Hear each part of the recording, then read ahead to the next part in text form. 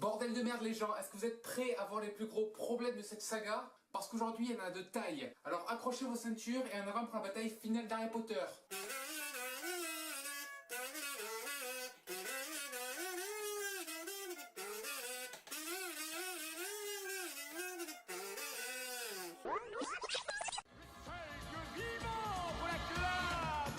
Votre roi vous invite à la fête.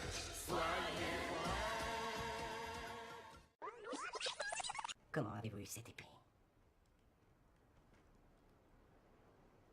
C'est compliqué. Quand on y réfléchit bien, pas tant que ça. Hein. Un patronus est apparu, tu l'as suivi connement et seul, alors que ça aurait clairement pu être un piège. Seulement, coup de bol, c'est amené à la Master Sword de Link qui était là, au pif, au milieu d'un lac. Pourquoi Bellatrix Lestrange pensait qu'elle devait être dans sa chambre forte à Gringotts? C'est compliqué.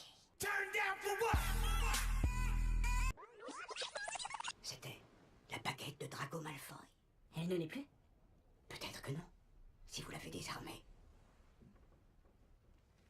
Je sens qu'elle a changé d'allégeance. Mais fermez-la! Vous allez me dire que dans Harry Potter 2, quand tous les élèves apprenaient à se défendre, si l'un d'entre eux, je dis bien genre juste l'un d'entre eux, utilisait l'Expelliarmus, l'autre devait aller racheter une baguette chez Ollivanders comme un vieux bac tout fragile qui s'est fait racketter. Et puis, vous savez le nombre d'Expelliarmus qu'il y a eu dans ces 7 premiers films, sérieux? Expelliarmus! Expelliarmus! Expelliarmus! Expelliarmus! Expelliarmus! Expelliarmus! Expelliarmus! Expelliarmus! Expelliarmus! Et puis même, merde! Harry n'a même pas utilisé un seul sort pour désarmer Drago, il a juste volé en mode pickpocket des familles. Alors, J.K. Rowling, respecte-toi un peu, bordel, et arrête de faire de la merde, sérieux. Enfin, j'adore Harry Potter, mais là, quand même, il y a de l'abus. Vous lui avez parlé de la baguette de Suro. Il m'a torturé. Donnez l'épée à Hermione, elle va la porter, d'accord, Gripsec? Mais c'est qui, lui? Julien Doré? Le soleil s'endort sur ses chaînes. Voulez-vous présenter votre baguette? C'est le règlement de la banque. Je suis sûr que vous comprenez, étant donné le climat actuel. Non, je ne comprends absolument pas. Et pourquoi elle refuse? Elle a la baguette, on l'a vu tout à l'heure. Elle appartenait à Bellatrix Lestrange. Donc pourquoi faire ta chieuse? Montre ta baguette et c'est fini. Moi j'en ai une, vous avez qu'à transplaner. Non? Pas assez badass? Mais dans ce cas, je sais pas, moi, vas-y, Hermione la Targaryenne, chevauche donc un dragon sauvage pour le faire s'envoler. Avec un peu de chance, ça marchera.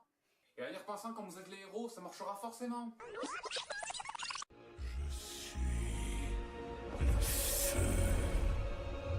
Je suis la mort. Qu'avons-nous fait? Il nous faut un plan, il faut le mettre au point. Hermione, depuis quand un de nos plans a réellement marché? Étant donné que chacun d'entre vous est encore en vie après avoir passé 7 années à frôler la mort et à déjouer Voldemort, je dirais que chaque plan a marché a priori. J'ai rien contre le fait qu'ils se changent. C'est même, à vrai dire, plutôt logique étant donné qu'ils sont mouillés. Mais par contre, je vois pas avec quoi ils comptent se changer parce que, étant donné que le sac d'Hermione ayant été également submergé, tout ce qu'il y a à l'intérieur doit être également trempé à l'heure qu'il est. Qu'est-ce qui t'autorise à croire tout ce que mon frère t'a dit? Toutes ces années où tu l'as connu, a-t-il jamais prononcé mon nom? A-t-il jamais parlé d'elle? Ben, à vrai dire, moi je t'aurais surtout demandé pourquoi s'il aurait dû mentionner vos noms. Enfin, c'était clairement pas le propos, jamais on a parlé du passé de Dumbledore. Donc pourquoi s'il aurait dû parler de son frère au pif au milieu d'une conversation? Il faut qu'on trouve quelque chose. Ça doit être petit, facile à dissimuler. Et quelqu'un a une idée? Petit et facile à dissimuler, perso je pense à ta bite, Harry. Harry, L'appel de la bite refait clairement surface quand t'as plus quelque chose à foutre de ton copain plutôt que ton frère. Tu me diras, c'est vrai qu'au fond je te comprends parce que, ben, Ron il est quand même roux quoi. Rogue sait. Il sait que Harry a été vu après Olar. Mais personne l'a vu, il y a juste eu une alarme qui a retenti, ça peut être n'importe qui. Hein. Voulez-vous, si ce n'est pas trop vous demander, conduire Miss Parkinson et le reste de la maison Serpentard hors de cette salle? Et où est-ce que je dois les emmener exactement, madame? Le cachot serait parfait. Bon, alors de 1, c'est vraiment très mal de stigmatiser toute une société juste à cause de la maison à laquelle ils appartiennent. Alors qu'ils n'ont même pas choisi eux-mêmes d'y aller, c'est juste le chapeau. Et de 2, si c'est genre carrément établi et certifié que tous les Serpentards sont des néo-nazis à qui on ne peut pas faire confiance, pourquoi perpétuer leur maison? À quoi ça sert d'élever un gang de bourgeois racistes? Moi, président de Poudlard, la cérémonie aurait été bien différente, je vous le dis. Pas Serpentard, pas Serpentard. Gryffindor! Oh, oh, et tu as une cicatrice en plus. Ok. 20 points pour Gryffondor, tu seras un petit chouchou, toi, hein. Moi, je m'appelle Malfoy. Drago Malfoy. Quoi? Un Serpentard? Tu es infidèle. Pierre Dotum Locomotor.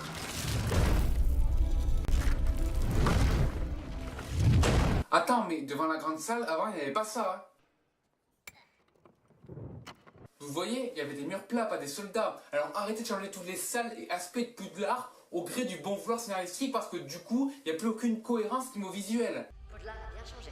Je te le fais pas dire ça, putain. En 7 ans, j'ai l'impression que toute l'école c'était juste une gigantesque salle sous demande, étant donné toutes les putains de modifications qu'il y a eu en tout. Et si vous me dites que les soldats ont été rajoutés il y a peu par Rogue justement pour défendre l'école contre les aurores, fermez votre grande gueule parce que juste après, McGonagall dit ça. Je rêvais depuis toujours d'utiliser ce sortilège.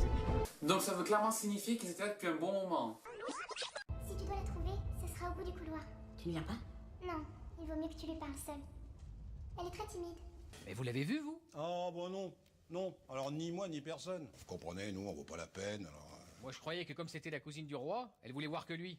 Parce que c'est une personne sensible, qui est facilement impressionnée en société. C'est pas ça du tout. Non, vous avez carrément rien bité au tableau.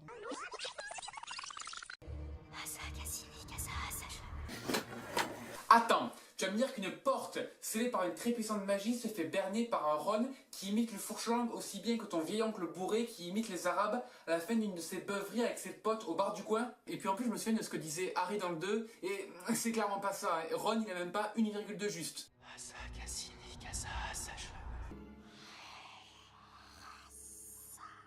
Harry parle dans son sommeil. T'as pas remarqué? Eh Voldemort, eh la vie de ma mère t'es qu'un enculé. Eh Voldy, eh tu sens cette odeur? Eh c'est moi qui t'ai pété dessus pendant que tu dormais. Ah mais non c'est vrai, eh tu peux pas sentir bâtard, t'as pas de nez.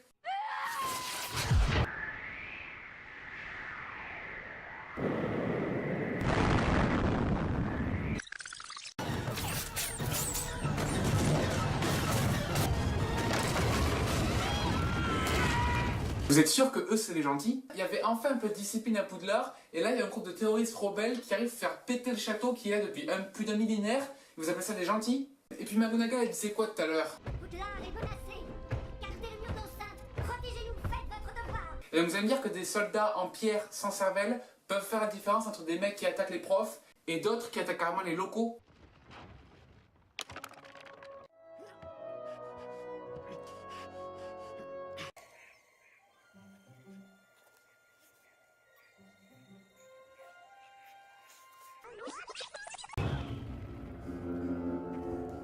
On y va! Et pourquoi est-ce que sur la carte du maraudeur, juste avant, Malfoy et ses lèche-culs n'étaient pas affichés alors qu'ils étaient clairement derrière Harry? Juste là. Génial. Ah bah la cadavre. Ah ouais. Ah mais lui il cache quoi, même pas une hésitation. Les mecs c'est ses camarades de classe depuis qu'il est entré au collège et bon, même s'il les aimait pas, de suite il leur balance le sortilège de mort en pleine face. Il n'y a vraiment plus aucun respect dans ce monde. Ils ont rien respecté. Maître! Avada Kedavra! Ils ont rien respecté. Bien, Nagini. Il faut que je te protège. Pourquoi est-ce que selon Voldemort, mettre Nagini en sécurité, c'est juste le foutre dans un putain de hangar à bateau à même pas 20 mètres de champ de bataille? Tu l'envoies au fin fond du Grand Canyon pendant 3 heures, le temps de plier la bataille à toi tout seul avec ta baguette qu'on va péter de puissance. Tu tues tout le monde le cœur léger en sachant que même si tu meurs, ben tu pourras revivre grâce à Nagini. Et après, une fois la bataille finie, tu récupères le serpent et c'est bon. Regarde-moi! Comment peux-tu te supporter, Lucius? Je ne sais pas. Fragile. Depuis quand il y a un putain de recul au sort, sérieux? C'est une baguette, pas un fusil à pompe. Vous avez accompli une magie extraordinaire avec cette baguette, maître, et en si peu de temps. Non. Non. Je suis extraordinaire. Ça va tes chevilles, petite salope? Elles enflent pas autant que les joues de Rogue? Nagini. Ouais, mais si c'est Nagini qui tue Rogue, alors c'est lui qui sera le maître de la baguette. Pas Voldemort. Et ouais mec, j'ai réussi à niquer le game et à retourner la logique d'Harry Potter contre son camp. Qu'est-ce que tu vas faire?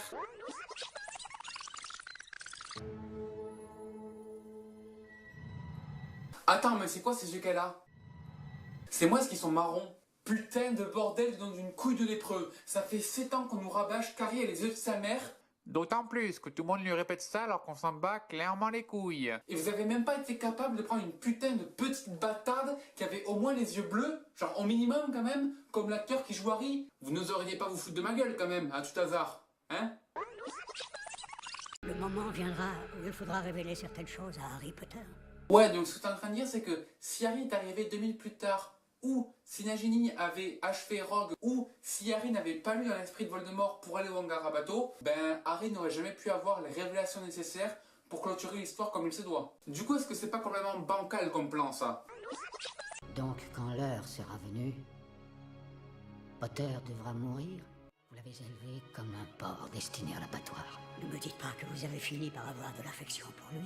Ok, alors je suis d'accord pour le fait qu'on désacralise l'image de Dumbledore parfait dans ce film. J'ai vraiment trouvé que c'est une bonne idée et que ça apportait une dimension différente et plus profonde au personnage. Ce que je n'aime pas, c'est le fait que la seule justification vis-à-vis du fait que Rogue déteste Harry, c'est juste le fait que Rogue soit un vieux puceau de 60 ans qui déteste juste un pauvre gamin innocent qui a récupéré trop de traits de caractère et de physique de son père, qui lui était une sale race. Vous voulez qu'on en parle du harcèlement prof-étudiant ou pas? Parce que là, c'est rien de plus que la stigmatisation à l'état brut. Où tu étais? On te croyait dans la forêt. Vous êtes cons comme des chaises ou quoi, bordel de merde? Vous avez la carte du maraudeur, bande de vieux enculés. Très bien, mais prenez ça. Comme ça, vous me trouverez quand vous reviendrez. Si vous cherchez quelqu'un, utilisez-la, putain.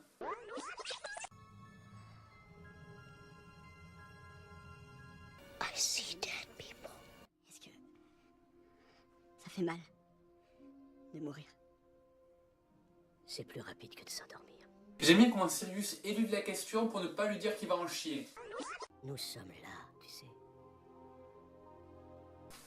Dans sa poche? C'est assez chelou comme localisation, non? Aucune trace de lui, maître. Sa tête de consanguin, quoi. Vous voyez ce que ça fait de ne vouloir se reproduire qu'entre magiciens purs? À force, ça donne ça.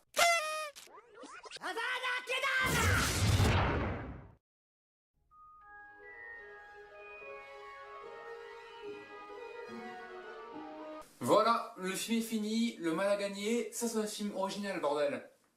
Quoi? C'est pas fini? Bon, bah, on enchaîne alors, hein. Professeur, qu'est-ce que je dois faire? On bat les couilles, frère. Drago. Maintenant que j'y pense, comment ça se fait que Drago ne soit pas enfermé avec les autres Serpentards dans les cachots? Je dois avouer que j'espérais mieux.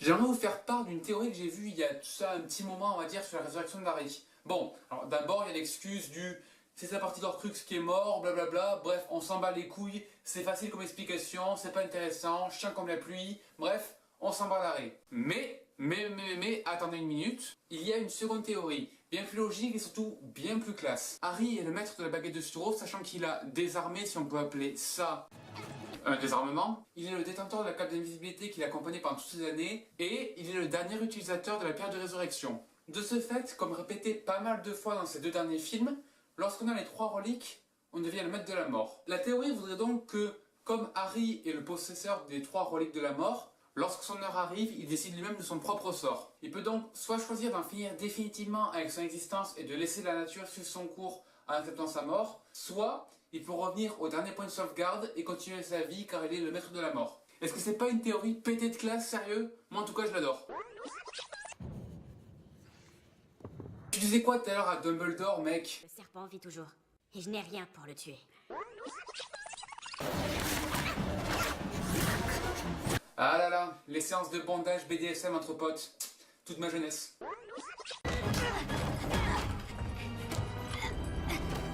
Vous aviez raison. Et pourquoi tu Avada Kedavraïs pas sa face pendant qu'il est au sol, sans pouvoir riposter? Encore un priori incantatem, mais elles sont plus jumelles du tout les baguettes là. Vous en rendez compte? D'un côté on a le bout de bois suprême, de l'autre on a le bâton du plus fragile des Serpentards. Y a pas de quoi avoir un priori incantatem là, bordel. Et puis s'il y a des priori incantatem dans absolument chaque duel de sorcier, Quand est-ce que vous allez vous décider de garder un putain de flingue dans votre poche arrière pour en finir vite fait et sans encombre? Je suis Duncan MacLeod, né il y a près de 400 ans dans les hautes terres d'Écosse. Je suis immortel, tout comme une poignée d'élus. Des siècles durant, nous avons attendu l'heure de l'ultime combat, au terme duquel l'épée qui tranche une tête libère le quickening, la puissance de l'éclair. À la fin, un seul d'entre nous survivra. Here we are, born to be kings, we're the princes of the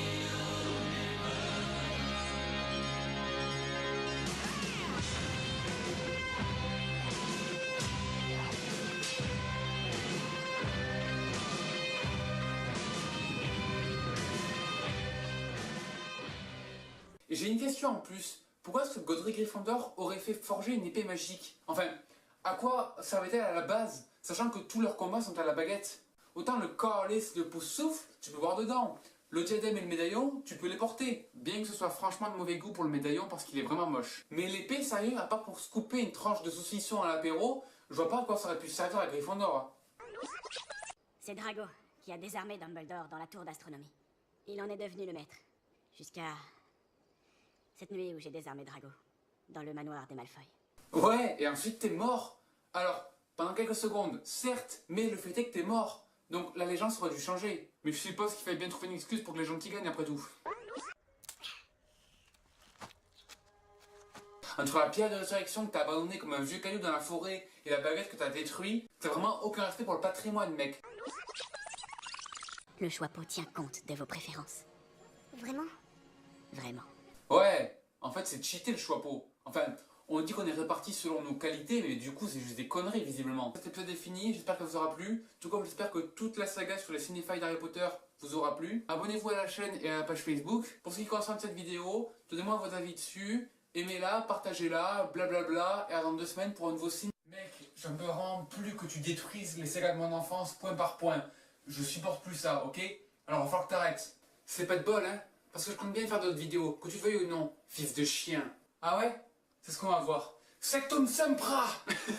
T'as voulu faire quoi là? Tu sais que je suis toi, hein? On est la même personne. Et puis en plus, Sectum Sempra, ça n'existe même pas dans la vraie vie. C'est de la magie. Et... Mon garçon, la magie, ça n'existe pas. La magie n'existe pas? D'accord. Et ça existe?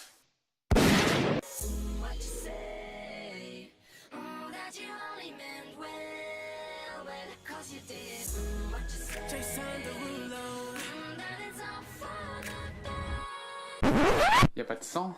Attends, mais c'est vrai, je suis toi. J'existe pas réellement. Enfin, si, mais je suis une partie de toi. Donc du coup, tant que tu vivras, je vivrai aussi. Et y a absolument rien que tu puisses faire pour m'en empêcher.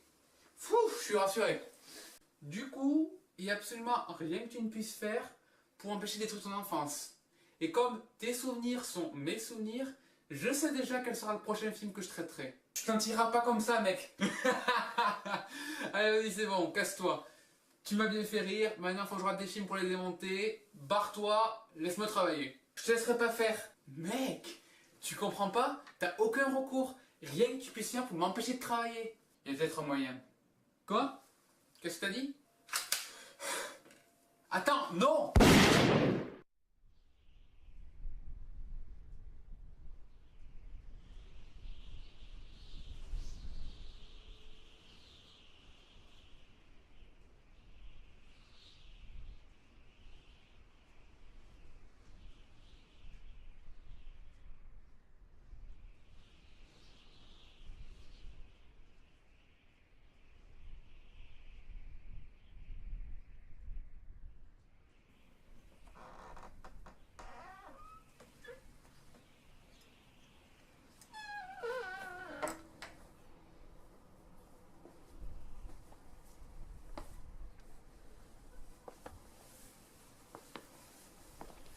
Surtout, ne t'inquiète pas.